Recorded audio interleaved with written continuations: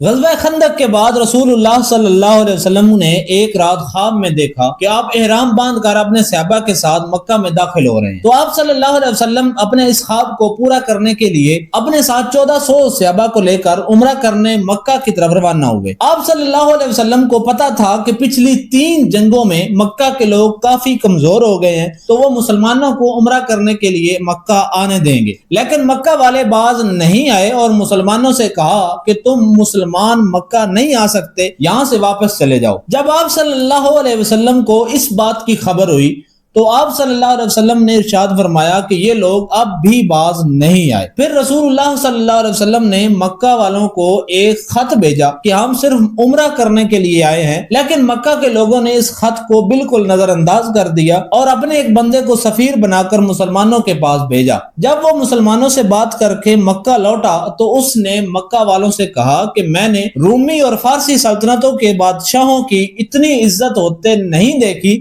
جتنی محمد صلی اللہ علیہ وسلم کی عزت مسلمان کرتے ہیں۔ پھر مکہ میں دوسرے قبیلے کے لوگوں نے کہا کہ ہمیں بھی مسلمانوں کو مکہ آنے دینا چاہیے کیونکہ وہ لڑنے کے ارادے سے نہیں آئے۔ اگر یہ لوگ لڑنے کے ارادے سے آئے ہوتے تو اپنے ساتھ قربانی کے جانور کیوں لاتے اور احرام میں کیوں آتے؟ لیکن قریش کے لوگ اب بھی اس سوچ میں مبتلا تھے کہ انہیں کیا کرنا چاہیے۔ پھر نبی کریم صلی اللہ علیہ وسلم نے حضرت عثمان رضی اللہ تعالیٰ عنہ کو سفیر بنا کر مکہ کے لوگوں کے پاس بھیجا، کیونکہ حضرت عثمان رضی اللہ تعالیٰ عنہ کا تعلق ایک مضبوط اور امیر خاندان بنو امیہ سے تھا، اس لیے زیادہ امکانات تھے کہ مکہ کے لوگ حضرت عثمان رضی اللہ تعالیٰ عنہ کی بات سنیں گے۔ لیکن کافی وقت گزرنے کے بعد جب حضرت عثمان رضی اللہ تعالیٰ عنہ واپس نہیں آئے تو مسلمانوں میں ایک جھوٹی خبر پھیل گئی کہ حضرت عثمان رضی اللہ تعالیٰ عنہ کو مکہ کے لوگوں نے شہید کر دیا۔ تو رسول اللہ صلی اللہ علیہ وسلم حضرت عثمان رضی اللہ تعالیٰ عنہ کے لیے بہت غمگین ہوئے، کیونکہ حضرت عثمان رضی اللہ تعالیٰ عنہ آپ صلی اللہ علیہ وسلم کے داماد تھے اور آپ صلی اللہ علیہ وسلم کے کافی قریب بھی تھے۔ تو اب سارے مسلمانوں نے آپ صلی اللہ علیہ وسلم کے پاس آ کر موت پر بیعت کی کہ ہم آخری سانس تک لڑیں گے اور حضرت عثمان رضی اللہ تعالیٰ عنہ کا بدلہ لیں گے، جسے بیعت رضوان بھی کہا جاتا ہے۔ لیکن تھوڑی دیر بعد اچانک حضرت عثمان رضی اللہ تعالیٰ عنہ مسلمانوں کے پاس واپس آ گئے۔ اصل میں ہوا یہ تھا کہ مکہ کے لوگوں نے زبردستی حضرت عثمان رضی اللہ تعالیٰ عنہ کو اپنے پاس روکا ہوا تھا، لیکن جب ان لوگوں کو مسلمانوں کے حملہ کی خبر ہوئی تو اس ڈر سے مکہ کے لوگوں نے حضرت عثمان رضی اللہ تعالیٰ عنہ کو جانے دیا، کیونکہ مکہ کے لوگ مسلمانوں سے کافی پہلے جنگیں لڑ چکے تھے جس میں مسلمانوں نے انہیں بہت کمزور کر دیا تھا اور دوسری طرف مسلمان پہلے سے بھی زیادہ مضبوط ہو چکے تھے۔ تو اب مکہ والوں کے لیے یہ ایسا ہی تھا کہ اپنا سر دیوار پر مارنا۔ پھر مکہ کے لوگوں نے مسلمانوں سے صلح کرنے کا سوچا اور اپنا ایک سفیر معاہدے کے خط کے ساتھ مسلمانوں کے پاس بھیجا، لیکن معاہدے میں جو قوانین و ضوابط تھے وہ زیادہ تر مکہ کے لوگوں کے حق میں تھے، جس میں مکہ کے لوگوں کا پہلا قانون یہ تھا کہ مسلمانوں اور ہمارے بیچ اگلے 10 سال تک جنگ نہیں ہوگی، اور دوسرا قانون یہ تھا کہ مسلمان اس سال بغیر عمرہ کیے واپس چلے جائیں گے، لیکن آنے والے سال میں مسلمان عمرہ کرنے مکہ آ سکتے ہیں اور صرف 3 دن مکہ میں رہ کر دوبارہ مدینے واپس لوٹ جائیں گے۔ اور تیسرا قانون یہ تھا کہ کوئی شخص اگر مسلمان ہو کر مدینہ چلا جائے گا تو اسے دوبارہ مکہ بھیجنا ہوگا، لیکن اگر کوئی شخص مسلمان آپ صلی اللہ علیہ وسلم کا ساتھ چھوڑ کر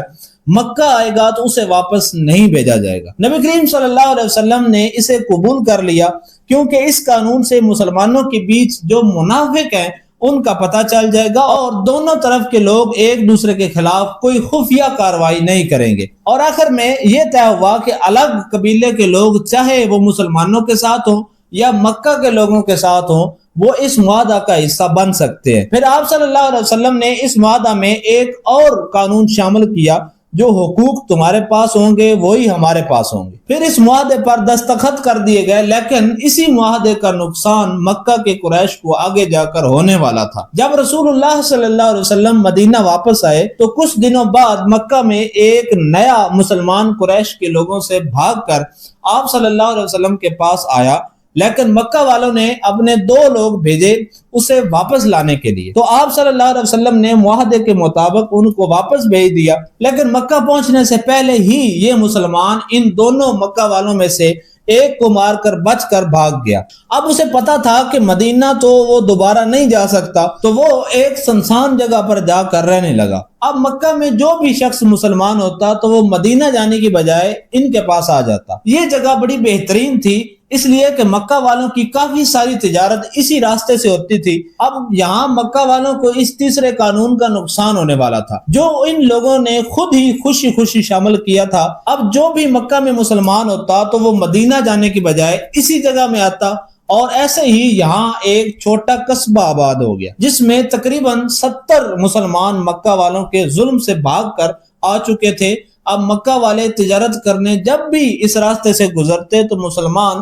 اس پر چھاپا مارتے اور انہیں لوٹ لیتے۔ اس چیز سے پریشان ہو کر مکہ والے اس بات پر غور کرنے لگے کہ ہم رسول اللہ صلی اللہ علیہ وسلم سے سفارش کر کے معاہدہ کا یہ قانون ختم کروائیں گے۔ اب مکہ سے کوئی بھی مسلمان ہو کر مدینہ جائے گا تو اسے واپس بھیجنے کی کوئی ضرورت نہیں ہوگی۔ اب اس کے بعد کافی سارے لوگ مسلمان ہو کر مدینہ میں منتقل ہونے لگے، اور اس 10 سال کے معاہدہ کا مسلمانوں کو بھی بہت فائدہ ہوا، کیونکہ پچھلے 3 سالوں سے مدینہ کے مسلمانوں اور مکہ والوں کے درمیان لگاتار جنگیں ہو رہی تھی، اور اسی وجہ سے مسلمانوں کو اسلام کی دعوت دینے کا موقع نہیں مل رہا تھا۔ لیکن اب اس معاہدے کے بعد رسول اللہ صلی اللہ علیہ وسلم کو بہت وقت ملا، اور آپ صلی اللہ علیہ وسلم نے اس وقت کی سپر پاور طاقتوں کے بادشاہوں کو اسلام کی دعوت دی اور ان سب کے پاس خطوط بھیجے، جس میں سب سے پہلا خط رومن امپائر کے بادشاہ ہرقل کو بھیجا، دوسرا خط حبشہ کے بادشاہ نجاشی کو بھیجا، اور تیسرا خط پرشین امپائر کے بادشاہ خسرو پرویز کو بھیجا۔ اس زمانے کے عیسائی اور یہودی علماء کو یہ بات اچھی طرح معلوم تھی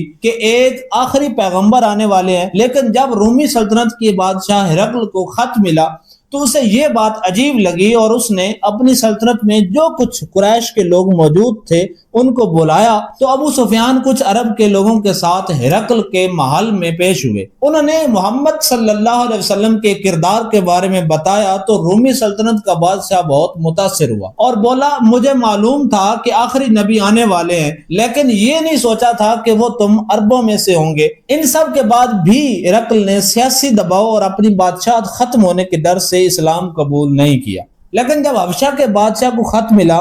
جو کہ آج کل ایتھوپیا کہلاتا ہے، تو اس نے رسول اللہ صلی اللہ علیہ وسلم کی تصدیق کی اور وہ مسلمان ہو گیا۔ لیکن پرشین امپائر کا بادشاہ خسرو پرویز آگ کی عبادت کرتا تھا۔ جب اسے خط ملا تو اس نے گھمنڈ میں آ کر وہ خط پھاڑ دیا اور آپ صلی اللہ علیہ وسلم کو گرفتار کرنے کے لیے اپنے 2 آدمی بھیجے۔ لیکن جب آپ صلی اللہ علیہ وسلم کو اس بات کا پتہ چلا تو آپ صلی اللہ علیہ وسلم نے ارشاد فرمایا، اللہ تعالیٰ اس کی سلطنت کو بھی ایسے ہی پھاڑ دے گا۔ اس کے کچھ دن بعد بالکل ایسا ہی ہوا، خسرو کے اپنے ہی بیٹے نے اسے مار دیا۔ اب اسلام کا نام آہستہ آہستہ پوری دنیا میں پھیلنے لگا۔ مکہ والوں کے ساتھ 10 سالہ امن معاہدہ کی وجہ سے مسلمانوں کو مکہ والوں سے کوئی خطرہ نہیں تھا، تو اب مسلمانوں کا اگلا سب سے بڑا ہدف تھا خیبر۔